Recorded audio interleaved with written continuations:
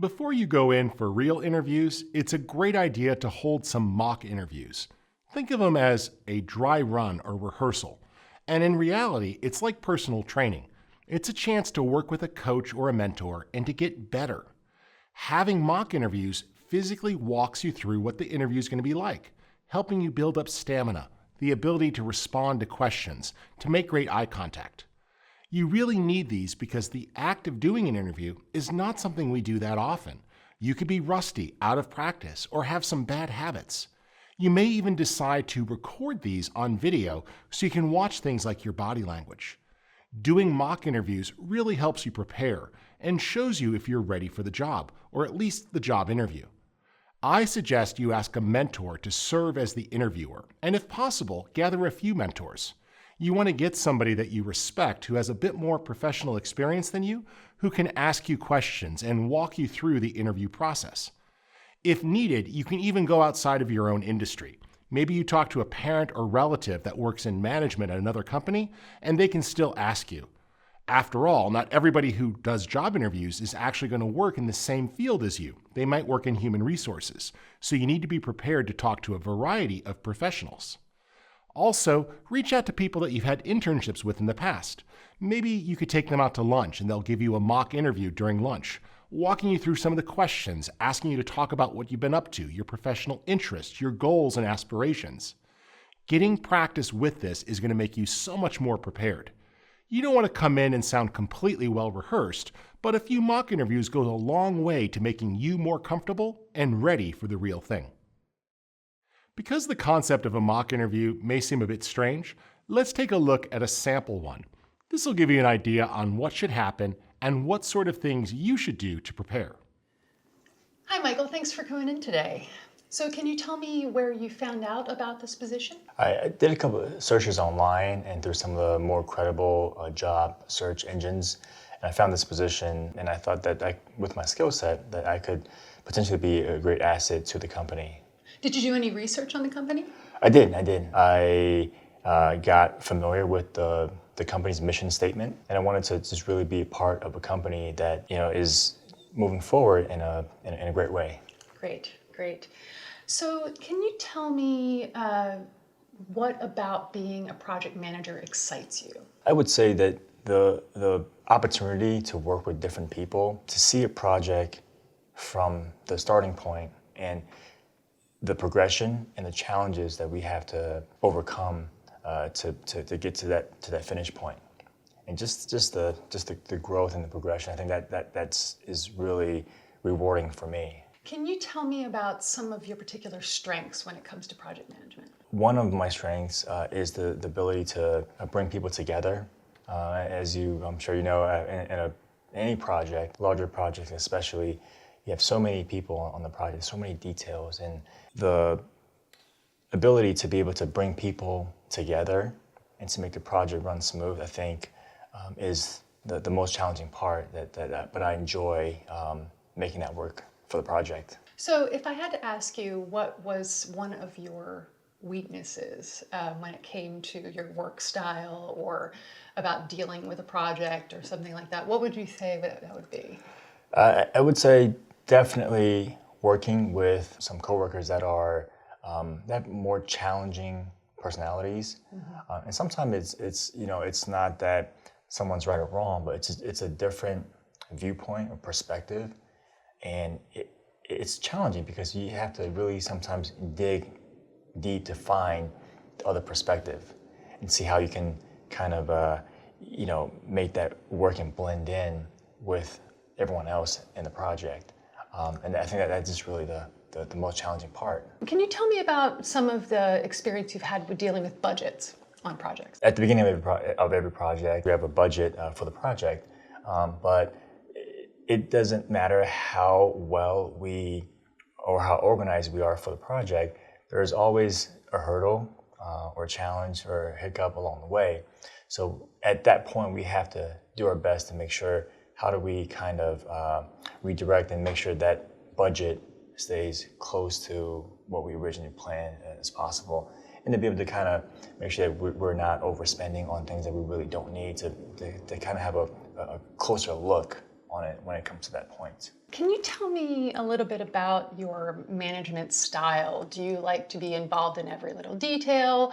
Do you like to step back and let things happen and just come in at important points? Like what's your management style? My style depends on the team I'm working with. Because everyone has a different style that works for them. Sure. So I don't believe that one style is the only style. I think it all depends on what style is best with that particular person. So that's all the questions I have for you right now. Are there any questions you have for me? Yes. First question is, what motivates you to work every day at the company?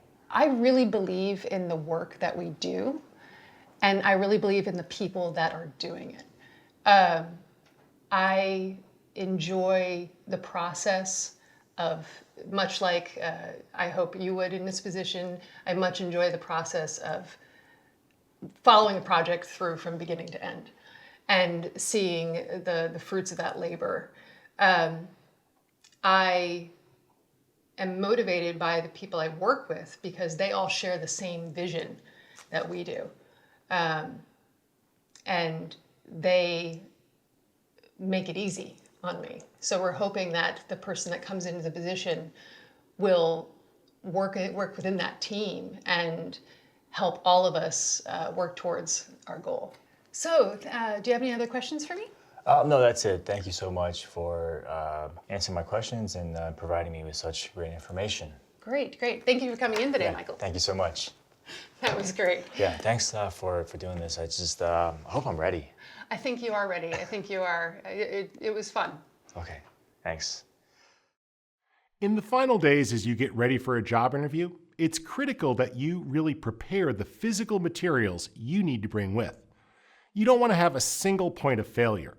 You want to make sure that you have redundancy on all of the different areas that are going to be involved with showing your capabilities. This means make sure you have multiple copies of your resume and cover letter. After all, new people might be brought into the job interview and they maybe have never seen it. You want to have a copy for yourself so you can see what they're looking at and make sure that you have the resume in hand. And if it's been a while since you've applied for the job, make sure you give them an updated copy of the resume if anything has changed. Also, make sure you have your demo reel or portfolio in at least 2 formats. I always suggest a physical media type and something that you can use electronically. This means probably on a USB thumb drive, or maybe a backup copy on a DVD or a Blu-ray disc. Also, consider bringing 2 devices yourself.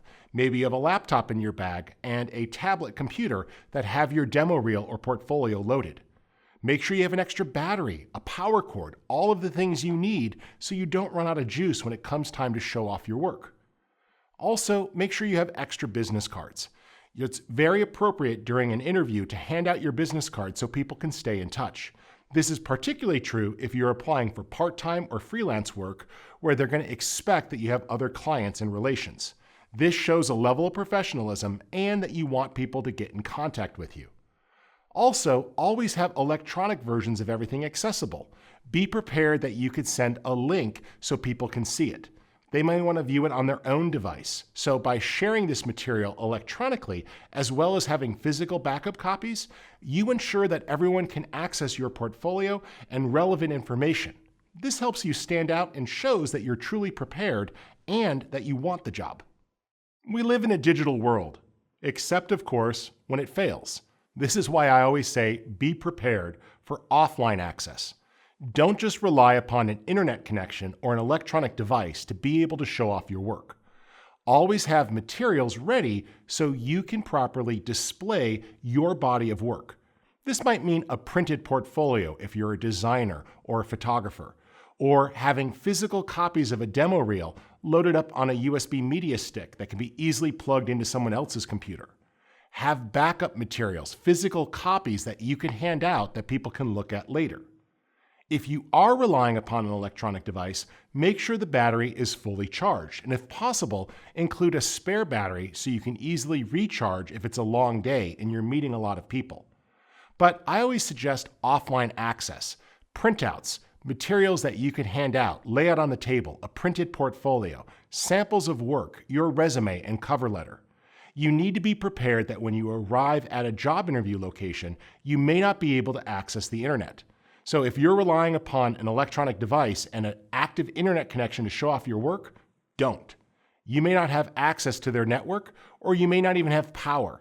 Make sure you have a physical plan that you can show off your work without being dependent upon electronic devices. Let's take just a moment to talk about an essential concept, and that is intellectual property. This is particularly true if you're applying for a job in the creative industries. You want to be seen not as a liability, meaning that you understand copyright and you're not a risk point. You don't want to steal music for your demo reel. Make sure that the music you use is properly licensed, maybe from a stock music site, or that you can show that you have clearances to use it. Don't put work samples on your demo reel that you don't have permission for. Don't use copyrighted materials and re-edit a scene from a movie. The cost of violating intellectual property or violating copyright is huge. The potential fines and the risk factors to the companies that you work for are enormous.